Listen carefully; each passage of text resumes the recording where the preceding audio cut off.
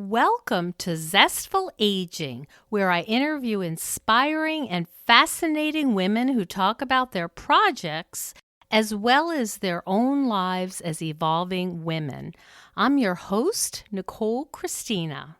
And if you like the podcast, you'll love my newly updated companion online course, Zestful Aging, Simple and Sustainable Habits for Health and Longevity. Learn more at NicoleChristina.com. Well, I have my coffee in my hand and my little Jack Russell Sparky right beside me. So let's begin. Jane Duncan Rogers is an award-winning life and death coach who helps people prepare well for the best ending of life possible. She's been a psychotherapist and she's been in the personal growth field for more than 25 years. And she's also the author of Gifted by Grief, a true story of cancer, loss, and rebirth. And before I go, practical questions to ask and answer before you die. She founded Before I Go Solutions in 2016, and she describes herself as having a quirky take on life and death. And Jane also sings and performs in a well-known women's a cappella group, Too Many Kooks. Welcome to the show, Jane. Thank you. That's great. It's so nice to have you on. And we're talking about such an important subject today. And it's a subject people really don't want to talk about. No, you're right. They don't. But here we are. We're going to talk about it. We're going to be brave. Okay.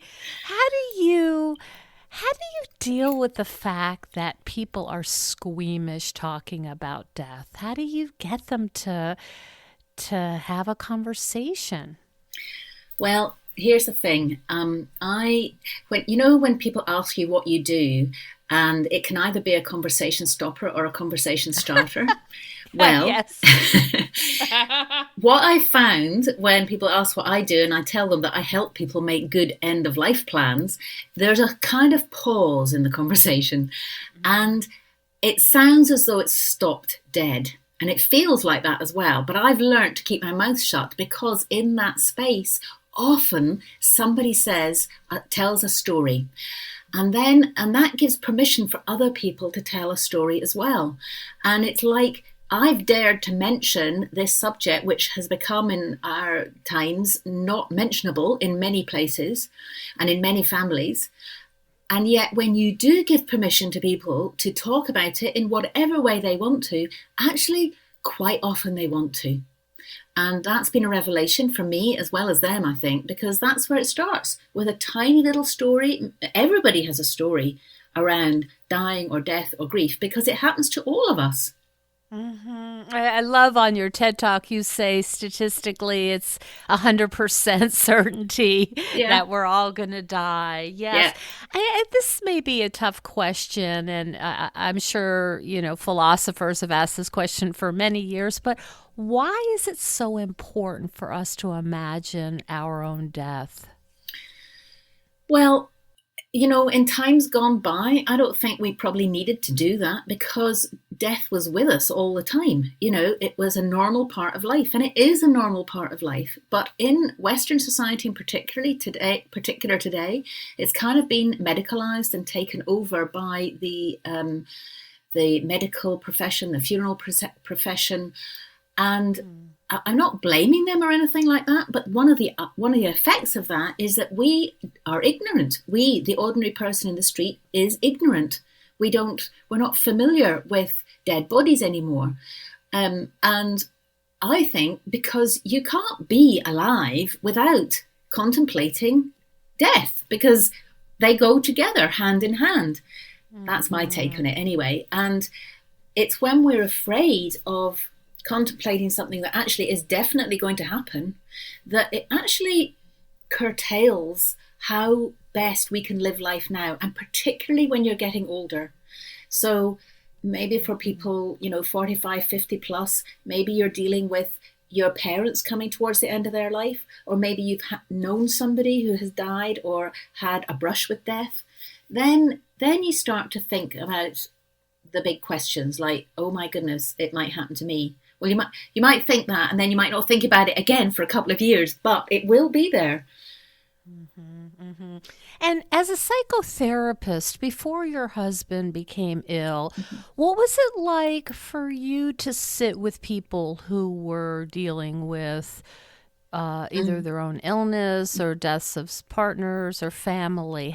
What was your comfort level? Well, I've always been comfortable with this subject. I have never been afraid in the way that some people are. So, for me, the idea of what I refer to it as this body, I could say me dying, but I distance myself from that by saying this body because I have a belief that who I am continues living. That's a whole other subject, by the way. We could do a whole other program on that. But anyway, Ah, it does help when you can have that kind of belief. It does help to think about just the body dying. So I'm there. I just think it's going to be another adventure. That's my take on it. Okay, I don't really know what's going to happen, but I believe that if nothing happens, then I won't know about it, and it doesn't matter. And if very something does happen, practical. it's very practical. And if something does happen, my belief is that it's going to be great. And of course, there's lots of documentation and stories about from people who have had near-death experiences that will lend itself to that. But it doesn't matter whether I believe that or not. What matters is that it enables me to live life more fully now and to help other people to be willing to step forward and be with this. So when I was working with clients who had a life-threatening illness, it wasn't difficult for me to simply be with them because that is what is wanted in life. People to simply be with you so that you can be who you are in that moment and not be criticized and not be blamed and simply be accepted for whatever is going on. And And the that's, fancy name now everyone's using, of course, is being mindful. yes, that's right. But and in a Hmm. way that's convenient because it sums that all up. Um, because it is about being here now in the present, bringing your full attention to bear right now, not allowing your thoughts to go off into the future or into the past or whatever. And that is actually, I think, what we crave a lot. And I know I saw that you are someone who meditates. Oh, yeah. Oh, yeah. Can you talk a little bit about how meditation might be part of this orientation you have towards Okay. life and death? How does that fit in? Well, before you think that I'm absolutely brilliant at doing this, I have to say that I've spent at least 25 years thinking it would be a good idea to meditate and doing it a bit and then not doing it very much. And it's really only in the last few years that I've come to a place where I'm choosing to do it because I enjoy it in itself. I enjoy actually sitting still and being in a place of meditation, and I enjoy the benefits of that as well, which are great for me, are greatly to do with feeling relaxed. So what was the question again? Sorry, got on off. Is there something, a connection between your belief in meditation, you Mm, doing the action of meditation, and your orientation towards life and death? Is yeah, there a connection good there? question. Yes, I think there is because when I in meditation help my mind to become less busy, then it's much easier to, if you like, drop down behind the mind and discover the sense of peace that is there all the time. And that's the peace that I'm referring to, that is who I consider I am. And when you're able to connect with that, it's much easier to think about the fact that one day your body will die. Hmm. Much easier than if you're fully identified with your body and you think that when your body dies, that's it, that's the end. I mean, not that that's a wrong thing to think, but it's just that it makes it easier. Mhm. So, would you call that when you're talking about dropping down? Mm-hmm. Would we call that your essence? Yeah, you could call it essence, you could call it presence, you could call it true nature, you could call it love, you could call it Christ consciousness, any of these things, Hmm. but it is deeper. And I use the words behind and below the conversation that is going on in my head. Hmm. And so, when you're in that state, that's the opposite of anxiety. So, Yeah, you can be in that state, and it sounds like on one level, just be more accepting of whatever's going to happen. yeah, And in another level, being aware of, oh, there's a soul here, there's an essence, yeah, and this doesn't die like the body. exactly, exactly. You used an interesting expression that I hadn't heard before, like, and tell me if I'm saying this right, but like that your body is like a bag. Yeah. Can you Well, talk about that?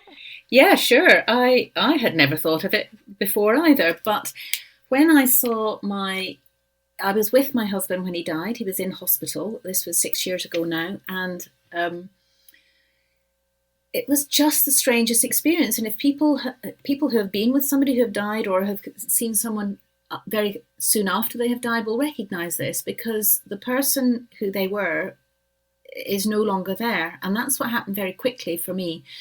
I saw that my husband was just lying there on the bed. Well, actually, it looked like him, but it wasn't him at all. It looked exactly like him, but who he was no longer in that body, and that's why I referred to it as a bag. And later, about 3 weeks after he had died, I remember waking up one morning and thinking, um, if that was if that was an empty bag lying on the bed, if that was an empty bag lying on the bed, then what is this body here? That's a filled bag. So what's it filled with? And that set me off on a long, an intense journey of discovering, which is much of what my first book, Gifted by Grief, is about. So yeah, quite a journey, quite, Mm-hmm. and why I ended up calling it Gifted by Grief, actually, because I discovered such a lot that I hadn't expected. Mm-hmm. Do you still feel Philip's presence? Sometimes, because of the work that I'm doing now, I would never have been doing this work if he had not either both lived and died. So I, he was my business partner as well. So I still sometimes have conversations, particularly about business, with him because he had a good business head on him. Um, and I do still feel him, not so much now. There's a new man in my life now, which I'm absolutely delighted about. And I think Philip would be delighted for me as well. So Mm-hmm. he takes up more of that space now. Mm-hmm. I see. That's interesting. So there's sort of this evolution. Yeah. Yeah. And, Mm-hmm. who I was then would not have been attracted to the man I am with now. And that's absolutely perfect because I was changed a lot by Philip's death. Um, and it ends up me being able to be grateful for both the 20 years that I had with him and where I am now, actually. Very grateful. And I get to talk about him quite a lot. It's quite nice. Mm-hmm. Mm-hmm. Hmm. Are there particular places that you encourage people to start this difficult conversation? What are the baby steps? What are the first steps? Because there's so many questions, I like know. do you want to be cremated? Do you want to be this? Who do you want to be there? But are there just little sort of starter questions that you find are a bit more palatable for people? Yeah. Yes, there are, and it comes out of any of the context. So, for example, if somebody in your family has died, it's completely normal to say, when so and so died, she had this type of funeral. That made me think about what I would like. What would you like? That sort of thing. Or you can do the same thing with a famous person who has died, or somebody in the locality that was, well known in your town or whatever. It means that it doesn't come out of the blue. It's just a kind of ordinary thing because suddenly we're faced with the fact of death. Like the other day, I live in a little town in Scotland, and I was just driving through the main street, and there was a whole lot of people coming out of the local funeral home in their white shirts and black trousers and sober outfits. And that sparked up a discussion between me and my friend in the front seat about what kind of clothes we would want our people to wear at our funeral. And indeed, if we wanted a funeral at all. So it's really using what is already out there. And for example, with children or grandchildren, you can use the fact that there is a dead bird in the bush, or something like that, or a plant that has died that you maybe planted but hasn't done very well and has died. This is all normal stuff in life, and we can bring it into to the human being life as well if we want to. Mm-hmm. It's like a jumping off point. Exactly. Instead of just saying, well, let's talk about death this morning. Yeah. Yeah, right. That is an option as well. And I don't know if your listeners will have heard of the Death Cafe movement, deathcafe.com. I was going to ask you about that. Yes. Have you been to any? I have not. You want to tell us a little bit about that?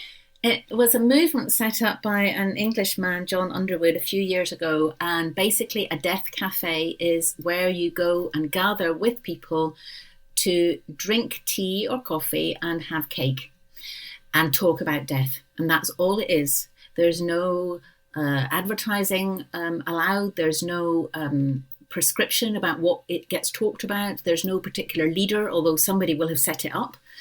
They're all over the world now in various different places. And if you want to talk about this subject at any level with other people who are willing to talk about it, there's somewhere to go to do that. Yeah, it's as simple as that. Have you seen the group? And I think they're in Britain, and it's a group of older folks, and they're painting their own coffins and decorating their own. What's that one called? Do you remember?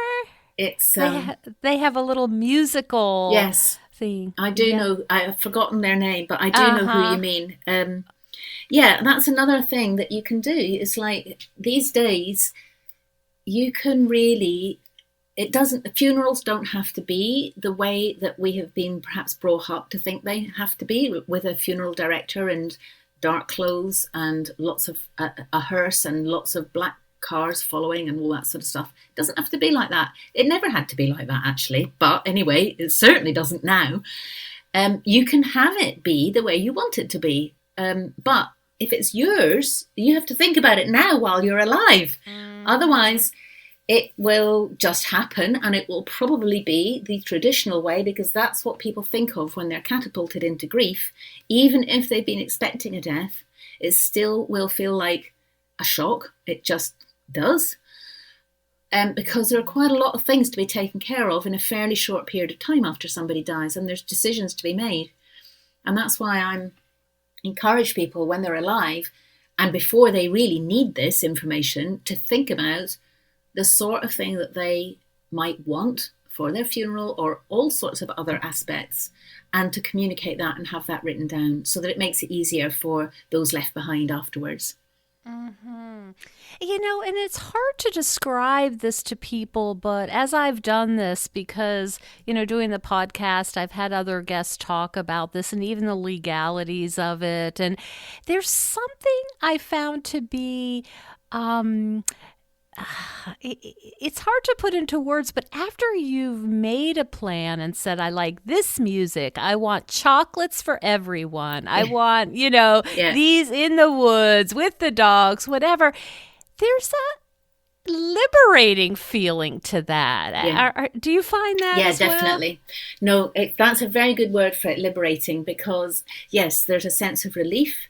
There's a sense of, it brings comfort actually to you right now in your life, but also to your family, knowing that they know, and they know that you know. So it's all out in the open and everybody knows. And it's like that means that you are liberated. You're liberated to live your life even more fully right now, while you are alive. It really works like that, but you don't actually discover that until Right? you do it. That is true. Has your sort of idea of what you'd like at the end of life, has that evolved over years? Has it changed, or has it remained fairly stable? Well, funnily enough, it's in the middle of changing right now because I always thought I wanted to be cremated, and I have written that down. But just literally like a couple of weeks ago, I started contemplating the idea of a green burial. A green burial is one where the body does not get embalmed and it is put in it has to be in a coffin or on a shroud of biodegradable material, and it is put in a green burial site where you might mark the spot with a tree, but it wouldn't be with a headstone or anything like that. And the intention is to keep that area as natural as possible.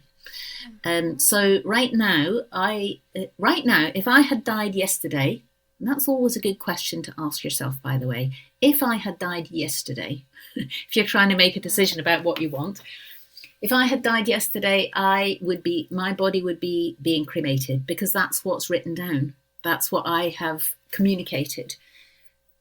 But right now I'm in the middle of maybe changing my mind, but that mind is not going to be changed unless I communicate it or write it down, preferably write it down.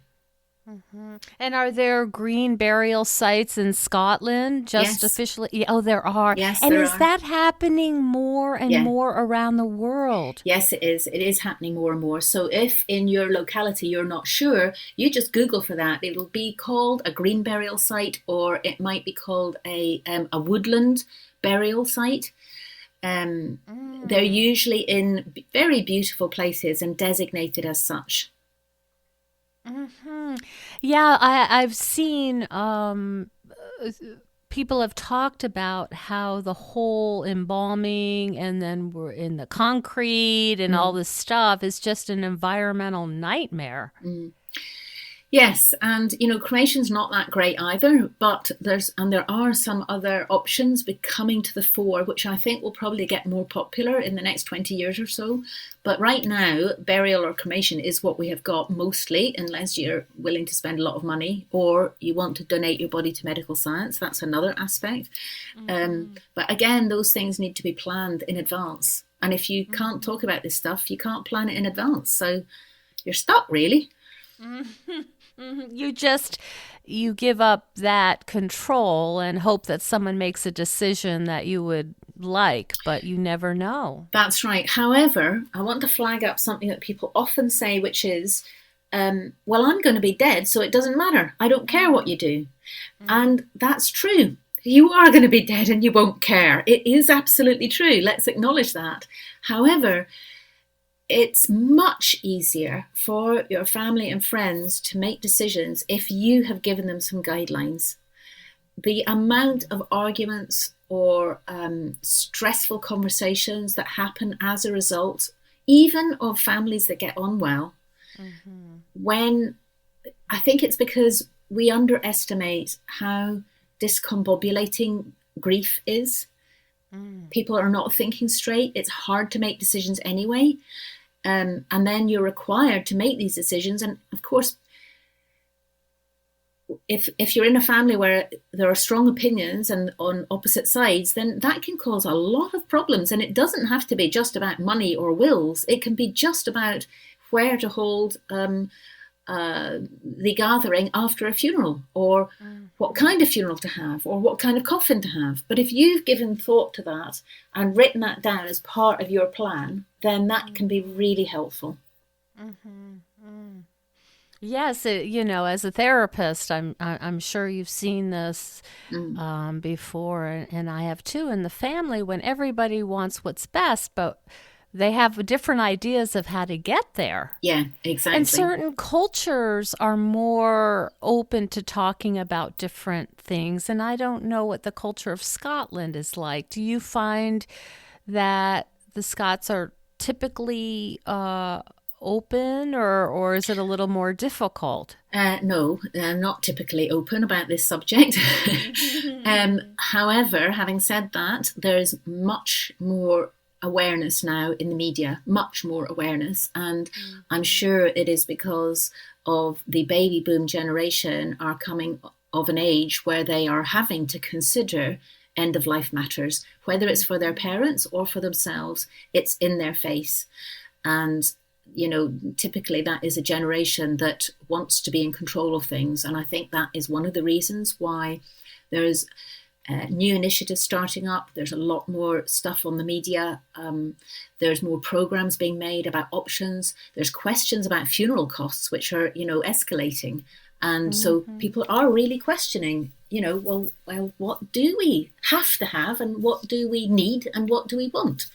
Which I think is really healthy. And there certainly have been celebrity deaths, Yeah. recently that I think might help people look at the reality like, wow, this is going to happen. Yeah. It may not happen by suicide, but it's going to happen. And the avoidance isn't working as well as it we thought it was, maybe. No, it is not. That's a really good statement. Avoidance definitely is not working as well as it used to. As we age. Do you want to talk a little bit about your book and where Sure. people can find it, and what it's all about? Sure. This is the newest book, which is called Before I Go, The Essential Guide to Creating a Good End of Life Plan. And it's just come out in the States, and in the middle of August it will be out in the UK and other countries, and available obviously from all good bookshops and Amazon. And it basically guides people through the components, the 6 components of creating a good end of life plan. By now, even through this conversation, you'll have discovered that I have both rather an esoteric side, a spiritual side, but I also have a very practical side as well. And that's what the book is like as well. So the first third of it probably is discussing the sorts of things that we're talking about here, but in much more depth. For example, there's a whole chapter about who is a body, what is a body, and who am I. And then the rest of it is about the information that you need to have in an end of life plan, in a comprehensive end of life plan. So it's not just the will, the power of attorney, but it's thinking about your last days, how you actually want them to be, completing an advance decision or an advance directive, which is the document that states what kind of treatment, medical treatment, you don't want to have towards the end of your life. Very important. But we also go into the household matters and the importance of doing death cleaning or decluttering towards the end of your life, also known as death cleaning. And household organization, your financial affairs, all that kind of stuff. People think about financial affairs, but they don't think about things like, does anyone else in my house know how to operate the washing machine or the lawnmower or the burglar alarm or the heating controls? All of which, for those left behind, can be actually quite devastating, especially when it's sudden. Okay? We've talked about the funeral. But there's also 2 other elements that are really important, and one of them is only for this day and age, which is our digital life. We spend such a lot of time online or social media. If we don't take care of what we want to have happen about that after we have died, then we're going to carry on living digitally. Oh my goodness, I Yeah. had not. Yeah. It's funny. I just finished Catherine Mannix's book. Oh, yeah. Oh, yeah, with the end of life in mind, I think. Yeah. And it's a lot of stories, of course, with the palliative care, but she talks about some of this, but I have not thought about the digital life No. living on. Yeah, and it does. What do we do about that? Well, Yeah. for example, on social media, now most social media accounts will have a way for you to nominate somebody as the person who will take care of your account after you have died. But you have to set that up now. Otherwise, it's much more difficult to get to get your account managed, because you might not want all your photographs, for example, to go down off Facebook, but you might. It is quite challenging, because once you've gone, if like this happened just the other week to my mum, about a year ago, one of my cousins died, and I think it was 2 weeks ago, it was her birthday. It would have been her birthday. And my mum, who's on Facebook, got a notice saying, "Wish Pam happy birthday." And she was really upset about that. But nobody obviously had known what to do with my cousin's Facebook account. So we really do have to think about these things. And then the final piece of a good end of life plan, in the way that we teach it, is your living legacy. And I call it a living legacy because this is how you want to be remembered, and what it is that you're going to be leaving behind that can contribute to the lives of your grandchildren or any other people that you want to leave good memories for. You have to think about that now, and especially in terms of photographs. Because we take so many photographs these days, they are going to be dumped, I can tell you, if you don't select a few that you want to be kept, and maybe even print out in the old-fashioned way, or make an album. That we're so overwhelmed with information that it will all go.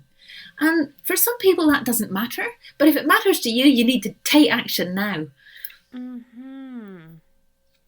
And I don't know if this is true or not, what your experience is, and maybe it's because we're all so overwhelmed, but this whole idea of planning ahead, I don't know if humans are really great at that in general. I know. Anticipating what's going to happen down the road. It's more like, what am I doing this afternoon, Yeah, no, you're absolutely right. And I think I might even have written a little section in my book entitled, "But nothing ever goes according to plan, so why have a plan?" And it's a very valid question. But the thing is, a plan, in whatever way you use it, but in this way we're talking about the end of life plan, what it does is it brings the mind a sense of peace and control now. Whether or not it happens exactly as you want it to, that we can't control that. We can give some input into what might happen. So nobody knows how they're going to die or when it's going to happen. But we can influence that if we think about what the ideal situation would be. So, for example, if you have stated to your family or friends, or you've written it down somewhere, that your preference is to die at home, which is what most people want, and the circumstances under which you would want to be kept at home, even if it meant that you were going to die earlier, then the likelihood is that that is what will happen, more so than if you hadn't written anything down at all. Do you see what I mean? But it does require thinking about these kind of, somewhat uncomfortable questions sometimes. Yeah, but I like what you're saying. It's not only, oh, you should do this because, it'll help your loved ones and it's a smart thing to do, but you're also saying, and it will bring you a sense of peace and control now. Yeah. That's motivating, I think, for people to hear, oh, I would like a little peace and control. Yeah. That feeling is, it's not, I don't feel it as much as I'd like to feel it. And if there's a way I can experience that, it's worth maybe going through some of the discomfort. Yes, exactly. And I think also what has been shown on the courses that I run, because what I've discovered is that it's much easier to do this kind of work in the company of other people doing the same things, and which is why we run courses. What I've discovered is that although people think they're going to be feeling discomfort and it's going to be difficult, actually what happens is that it's easier than they think, and the most commonly used word that describes the courses is enjoyable. Now, who would have thought that? But actually it's true. It becomes a process that can actually be enjoyable. And I can see some humor coming into it, even if Yeah, it's gallows humor. exactly. Oh, yeah, there's definitely a place for gallows humor. Very important, very important. Ah. Are your courses only in Scotland, or do you have them No, other locations as well? well, they're mostly online, so people can come from anywhere. Oh. And we have, I mean, the thing to do is to check out the website beforeigosolutions.com if people want to know more. I, Yes. we're also, we've just started running a training course to train others in the Before I Go method so that this work gets spread out more throughout the world. So, yeah, but it's all on the website basically. Excellent. And you just finished a book. What is next for you? Now, that's a good question. I was just thinking that the other day and I thought there might be room for a book about people's pets, about Oh. how to deal with the end of life of their pets, because pets are part of the family. We don't really think of it like that as a general, but if you've got a pet, no matter what kind of pet it is part of your family. So that's one option. I have to discuss that with my editors, I think. um, Otherwise, yeah, I don't know yet. I'm going to find out. I'm going to probably be asking my mailing list. So if you have any good ideas, anybody out there, and you want me to write something, I will listen. That's nice to get that immediate feedback Yeah, definitely. from your readers and your people. Any last thoughts, Jane, that you'd like to share before we wrap up today? Yeah, I think there's two things that I want to say here because this is not an easy topic to deal with, and therefore it takes time, and that's fine. It's meant to take time to think about it, to be introduced to the ideas, to consider all the different elements of end of life matters. That's one thing. But the other thing is to know that procrastination, putting things off, thinking you haven't got enough time to do any of this, all of this is completely normal. And actually, what really matters is just taking one small action at a time. And so, anybody out there who's feeling motivated by this, I would highly encourage you to take a first step in this direction by obviously either getting a copy of my book, but I'm actually thinking of something more immediate than that, which is to begin a conversation with somebody close to you about an aspect of end of life, whether it's yours or somebody else's, that matters to you. Yeah. Just Oh, it sounds so important on so many levels, on the level of making it easier for your loved ones, but also in living a life that feels free from, the worry or the anxiety of the burden of what's going to happen.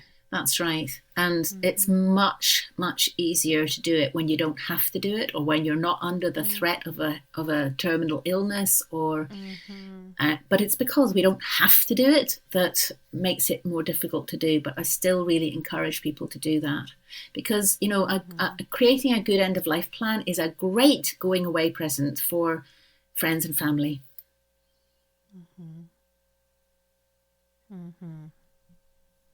So, yeah. Okay. Thank you so much for sharing, the whole big picture and also the practical pieces of it. I love your example of if a bird has died or the flowers or the plants aren't doing as well, to just use that as an example of, everything that's alive at some point dies. So Yeah. then what shall we do? Sounds so natural and Yeah. organic to just weave it in that way. Exactly, exactly, Yeah. and especially if it's children or grandchildren, they're much easier with it than we are as adults. Much easier, but we have to be brave enough to broach the subject. Thank you so much for your time and your wisdom. And people, I'm going to go ahead and put this in the show notes. But to find out more, Mm-hmm. go to beforeigosolutions.com And I love that your courses are online. People can do them all over the world. Yeah. And it's been a real pleasure, Jane. Thank you so much. Pleasure. Thank you. Thank you. Thank you so much for joining us on Zestful Aging. If you like the podcast, please share with some of your friends. I love to hear from my listeners. Send me an email at NicoleChristina.com. And please consider becoming a patron of the show. You will get access to exclusive bonuses, and you will be part of the Zestful Aging community. Keep us going strong. Go to patreon.com/zestfulaging. See you next time for another episode of Zestful Aging.